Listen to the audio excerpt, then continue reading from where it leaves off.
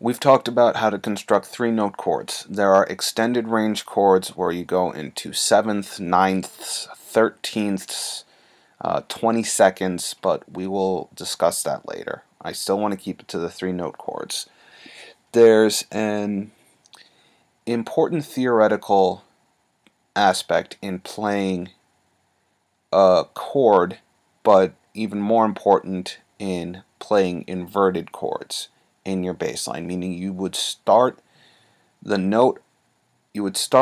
a chord based off of the different notes that go into the chord, and I want to discuss how this works out and makes sense. There are three different ways to play the three-note chords that I've shown you in September, or how to do.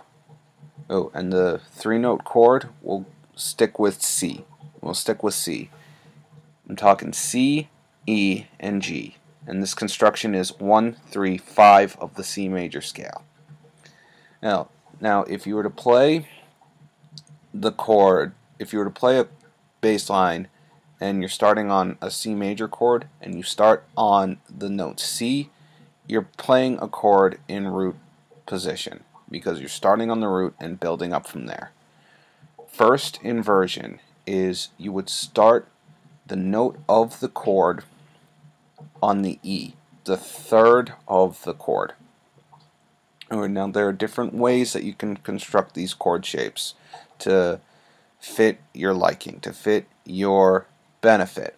I suggest start developing chord shapes on the A, D, and G string because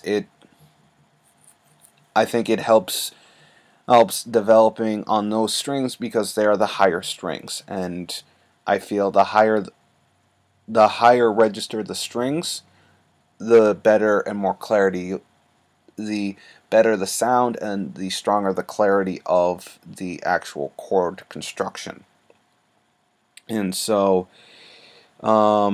C major, I would say, you could either do this on the third and second fret of the A and D string with the open G string, or you can do 15th fret on the A, 14th fret on the D, and 12th fret on the G.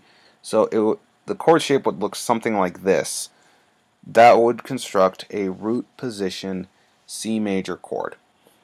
Now, like I said, first inversion would be a chord that is played out E, G, C.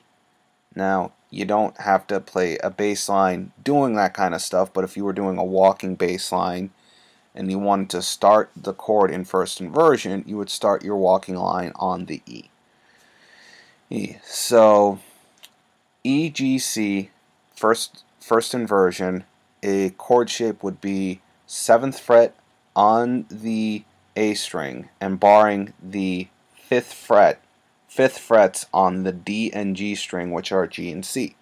So right there you got a first inversion chord in C major.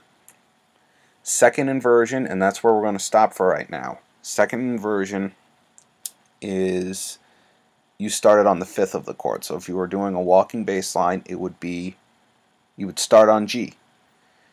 And an easy chord shape, your hand would look something like this.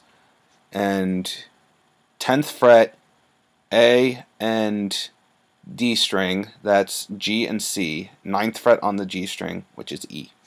Now, I'm giving you these like block shapes on the A, D, and G strings, but that doesn't mean stick to that. If you were to play the open E string but found that you like and play the 10th fret on the D string and the 12th fret on the G string, which are C and G, so open E, 10th fret C, 12th fret G, you're still playing a first inversion C major chord.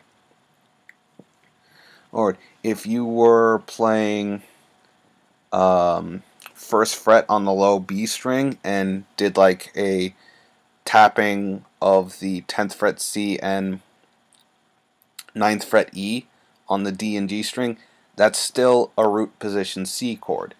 in construction of chords, you always want to double the root. Doubling the root is always preferable, and it's what you should do. So that's your theory lesson for today.